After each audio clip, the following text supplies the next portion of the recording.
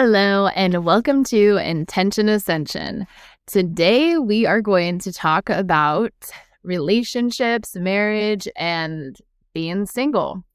So, most of this is going to be wrapped around being single and not throwing any shade on people who have chosen to be married, but why being single is a superpower for yourself and for your development, for your introspection, and for your overall mental health. Now, I'm not bashing marriage, but understanding yourself prior to picking your life partner is critical in making a marriage last. Now, we've grown up in a society where we see all of the fairy tales and all the wondrous love and what love is going to be like as soon as you get married. And that's about where every single fairy tale ends, right? There's always this struggle of being alone, or there's this longing and wanting and needing for more. And then they find that person, and then it's all this lustful excitement that's happening. And then they lock it down, and then that is about it. Or we see those sitcoms with married people who have scripted responses and humor and understanding and compassion, which teach us how we should be in a long-standing relationship, partnership, marriage. But that's not always the reality. So there are tons of studies out there on marriage and divorce rates, happiness in marriage, sacrificial marriages, and not knowing who you are before you get married and what it is that you are truly looking for, and whether or not being single is actually better for you is something that only you will know when it comes down to it.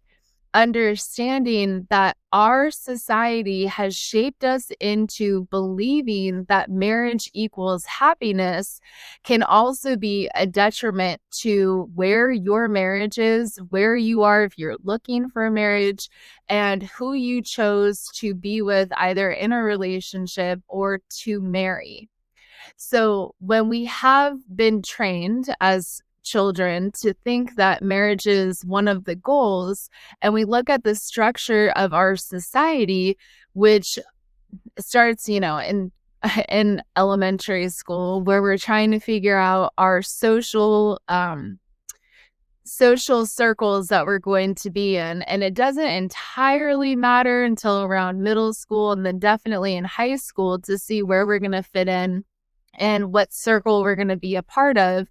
But then we're also learning how to, or figuring out what career it is that we want to go to college for and choose that career for the rest of our lives. Depending on what it is, it may be really difficult to get out of. Maybe you will endure all this schooling to become a doctor, and when you get into the field of becoming a doctor, you realize that you hate it, but you've spent all this time and money and blood, sweat, and tears just getting there, that now you can't give it up. But also during that time in college, we are semi-trained, subconsciously trained to be looking for our life partner.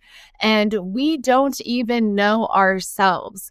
We were most likely previously in a 18-year-long adventure of learning how to be in social groups and how to present ourselves and what friends that we want to be friends, or who we want to be friends with, and how do we shape and mold ourselves to being with those people, and not actually understanding who we are, what our values are, and looking outside for that validation to bring us into being whole. So we go from this setting for 18 years, and then we go into college and we have all this pressure, and then we meet someone and we don't even know who we are, but they make us happy, and we light up when our phones go off and we see that person's name, and it's exciting. And now is the time. Let me just lock it down. Let me get into this. Let's take our relationship to that next level. And as time goes on, you evolve and you change, and that person evolves and they change. and finding those levels of happiness may no longer be present. So in tarot, they refer to it as the hermit, right? And the hermit is where you go in for introspection, for understanding who you are. And some people will hit that when they've already gotten married, and they'll evaluate whether or not they're as happy as they could be. But then they also have this other person who's kind of always there. They're there to, help out when things are needed around the house, or contribute to the bills, or, cook dinner and do the dishes. And all of that is really nice. But are they as happy as they could be? Is this person still the person that they married? And there's nothing wrong with that, right? There's nothing wrong with people evolving and changing. And that's why marriage is work. Putting in work, you're making decisions with another person. Your life decisions are involving another person. You are choosing to make decisions based off of how somebody else will feel about something. Maybe you want to take on a new project and you're really excited, and you share that with the person that you're married to or in a long-term relationship with, and they don't share that excitement. They're not as supportive as you are. And you start to question, what have I done? Like, is this really it? Or maybe you throw it on the back burner and you say, no, they're right. This isn't the right time. We don't have the finances. I don't have the time for this project. And now this other person is shaping you and shaping your destiny and your future with their thoughts and opinions. And sometimes that can be a good thing, but when it costs you your freedom, your self-exploration, it's not a good thing.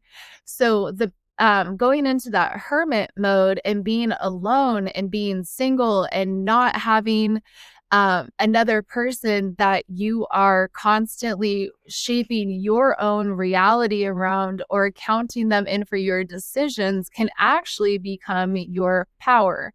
And so being in this society where marriage and relationships are put on such a pedestal, evaluating whether or not that's really something that is meant for you is not something that's talked about. They don't talk about the successful and happy single person that is out running around making all their own decisions and embracing their freedom and really truly having time to understand their own thoughts, feelings, and emotions. Now, so for me, for instance, I had always wrapped my mind around this idea of marriage, finding my forever, locking it in, white picket fence, beautiful house, children, blah, blah, blah, the whole 9 yards. And today, when I go back and I evaluate the relationships that I have been in, one that stands out to me the most was one who was a truck driver and lived a couple hours away. And my friends introduced us, right? And remember the very first thought was, okay, this person's attractive. This person lives a couple hours away, and they're a truck driver, so they will not be around that much. This is wonderful. Like, we can almost like I'm like, where are the long distance relationships at? Let's start one of those, right? And I was thinking, okay, this is perfect. And I'm going to have my space. I'm going to have my time. I'm going to have my freedom. They're not always going to be here. I don't have to worry about that. And while I was thinking that was going to be one of the benefits to the relationship, what it actually was my subconscious mind telling me, you don't need a relationship. You don't really want a relationship. You have more work that you need to do. Evaluating previous relationships and why those came to an end will help you to decide whether or not being single is your superpower right now, whether or not your marriage is exactly what you had signed up for, and whether or not it's something that you want to stick through. And those are really hard decisions to make, especially because we've been programmed to believe that we should be choosing and finding another person to spend our lives with. And for that particular relationship, that person was always around, and they would always just be driving through, just on my way, I'll see you this evening. And I'm like, why? Like, you live so far away. Like, I know it's California, but still 2 hours is quite a distance, and I don't understand why you're always here. Like, why are you always available? Why are you always driving through? Don't you need to drive anywhere else? And so it was very short-lived, but those were key indicators as I continued to move on in my life, recognizing why I was annoyed. Why was I so excited about this relationship being so distant? And I had a friend whose parents, they found themselves in a situation where one of them needed to go to Washington and one of them remained in their home state. And their relationship was so beautiful, and seeing them coming together and seeing them when they reunited, because it was only going to be for a couple of years while this particular situation was unfolding, and it was understood, and I seen them come back together. It was just like, oh my gosh, it's so cute. It's like two little high school kids all over again. The beauty of like that space. And that's what I highlighted out of their marriage, instead of realizing what I was doing was glorifying that lustful that isn't, I call it lustful, that lustful connection. And I'm not saying that they were lustful, but for me, it was that trained subconscious belief of what a relationship is, which is all of the happy honeymoon phase excitement period. And being able to evaluate that is where a lot of my belief system sat around relationships and what was necessary to make a relationship thrive was also a trauma response into my inability to hold on to relationships. So then going through this pattern of not understanding why nobody is good enough or nobody is the one, or using life circumstances as reasons to run away from relationships, was just my inner being stating, now is not the time. And that doesn't mean that that's forever. That doesn't mean that there's not somebody out here walking the planet that is going to be the perfect person to share life with. But it's not without doing that self-evaluation, that understanding. Why is it so important to be single? The amount of lessons that you learn, the self-esteem that you build by going through difficult times on your own, being able to overcome situations without having a fallback person, knowing that for years on end or months on end, you have kept everything in order for yourself. You've paid the bills, you've increased in life. Maybe you're making more than you were when you moved into this place. Your savings account is growing. You've had to do things like make purchases on your own. You make all the decisions on your own. You build confidence in what you are capable of doing without having another person telling you that what you're doing is the right thing, or moving forward in this particular adventure is the right choice, or choosing this couch over that couch is what was the best decision for you, even though this one costs more and that one costs less. And you learn what it is that you love, what you like in life, what you want out of life. You learn about what you are capable of doing when you're in these moments of being single.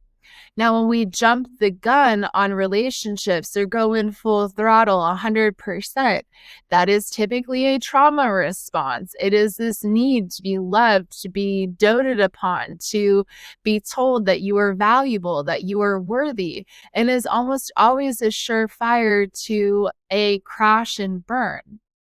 Because when you jump into things so quickly, or you choose to be in a long-term relationship before you really know yourself, once you start to see through the cracks after the honeymoon phase, then things all of a sudden don't become worth your time and your freedom.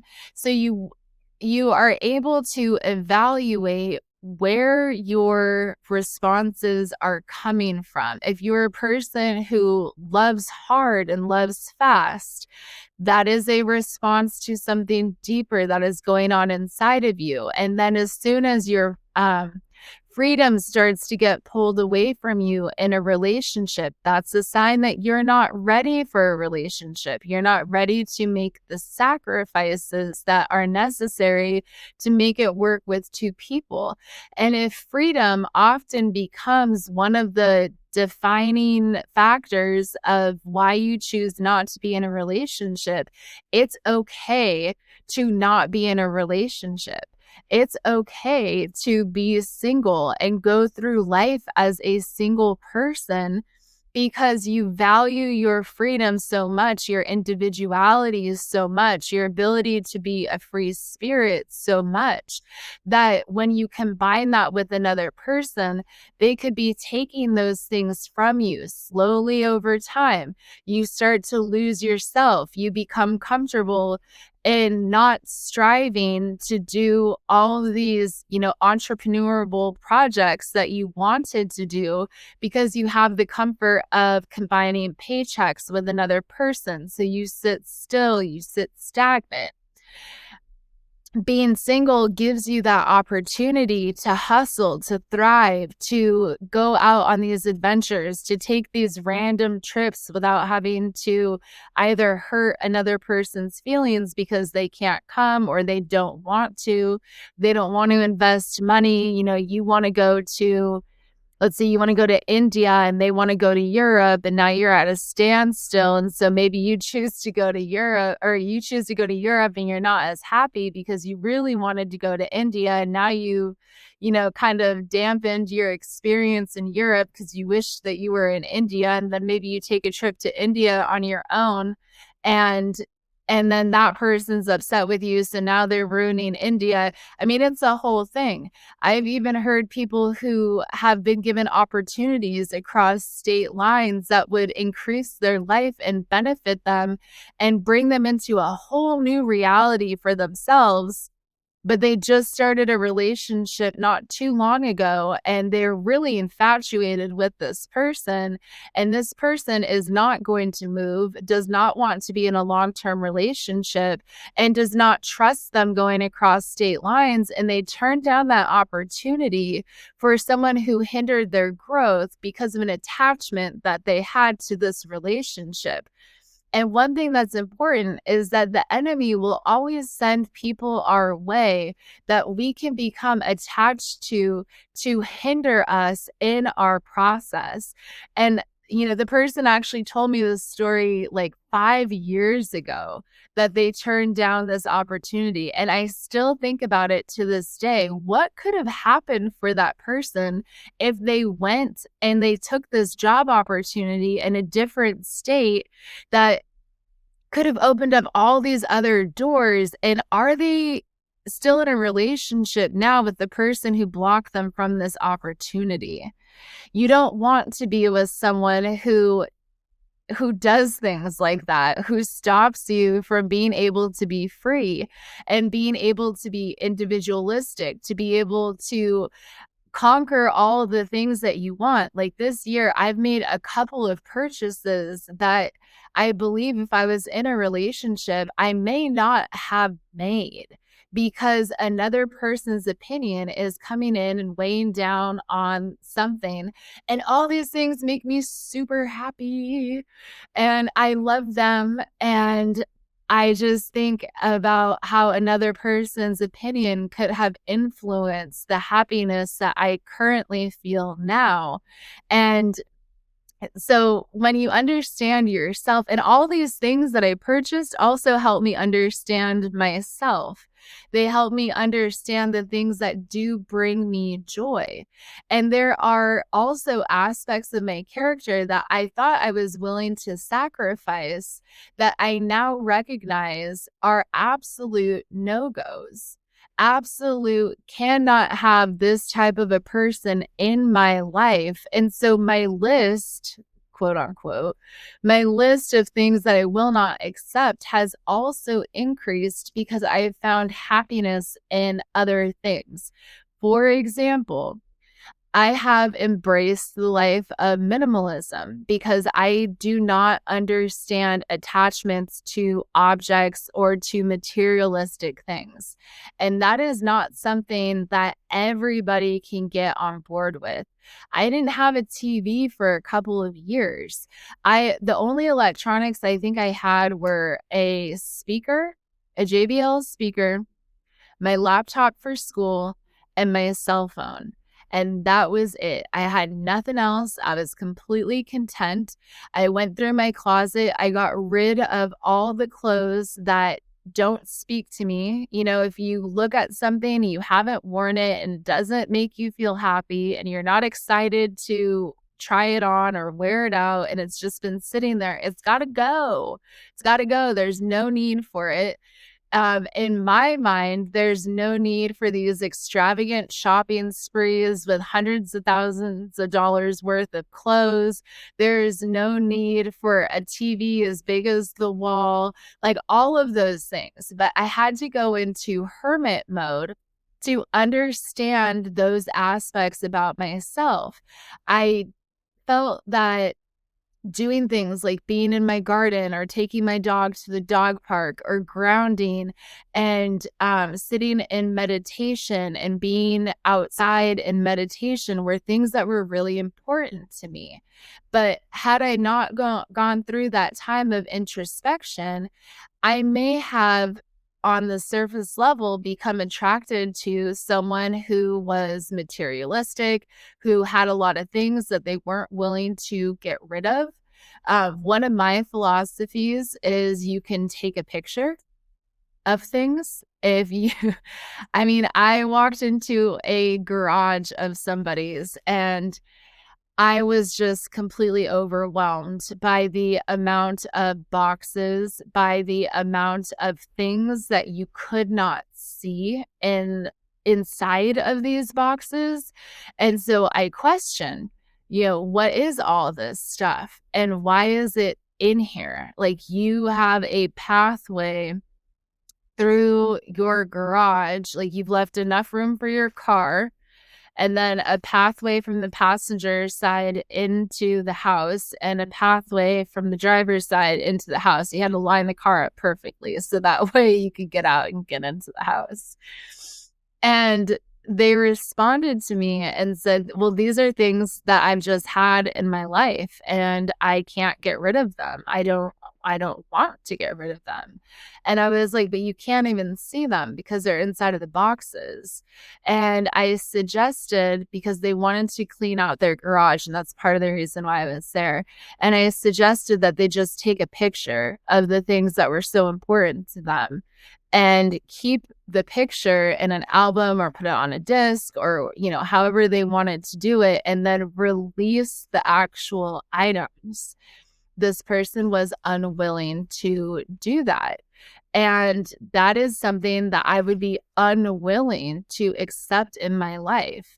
If somebody who has a closet full of clothes and we are going to combine lives together, that is a lot of stuff. That is a lot of clothes. Are you wearing all these clothes? Are these clothes important to you?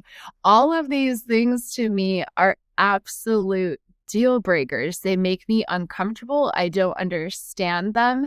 And it took me a really long time to discover these things about myself so that way I can check off these boxes that I didn't even know were actually important to me and to my mental health, and being able to understand what it is I like and what it is I don't like.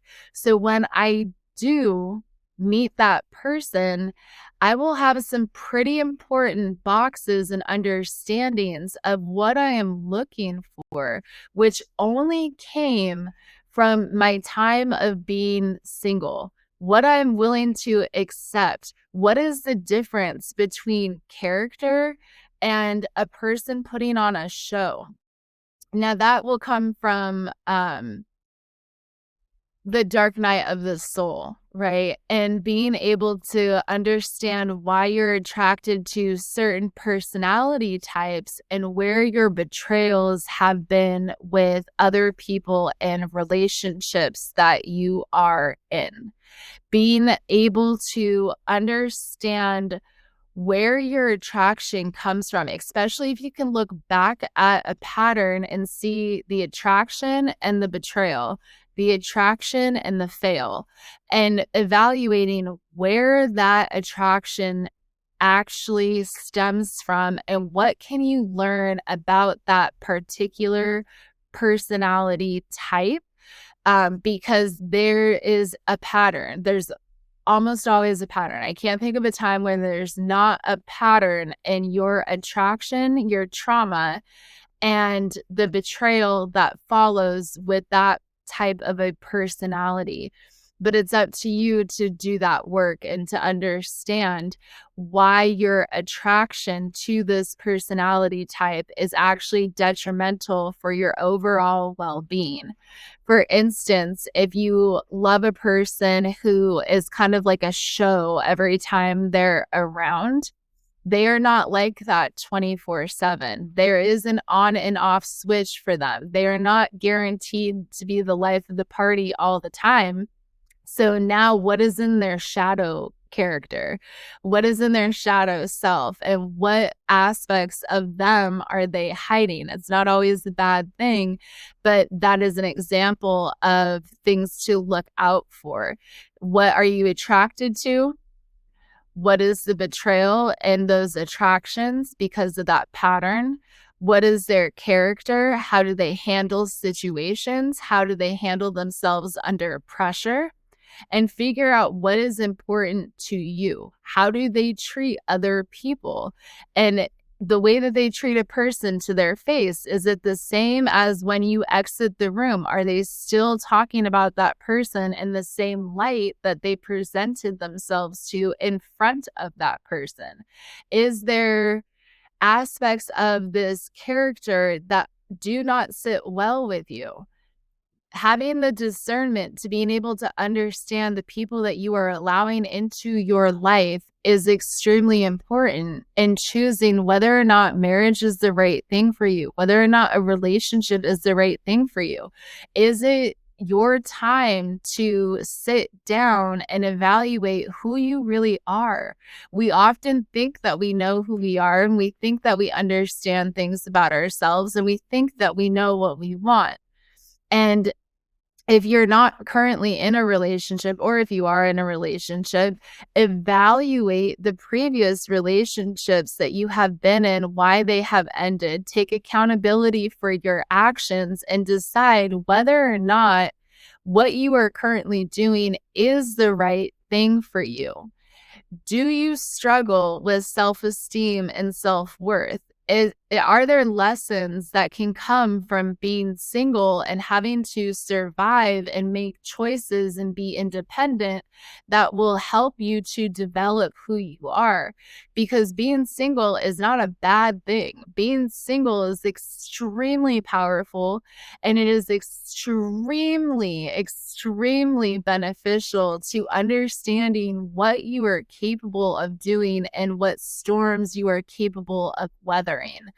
And I believe that when you do that work, you will understand exactly where you are supposed to be and what lessons you could be needing to learn. Because on the flip side, marriage also brings in those lessons. Are you willing to sacrifice certain things? Are you willing to shape your life around another person who's also building their life? And how are those sacrifices affecting you? Are you in the right position for where you want to be and what you believe you need to be doing? I love you guys.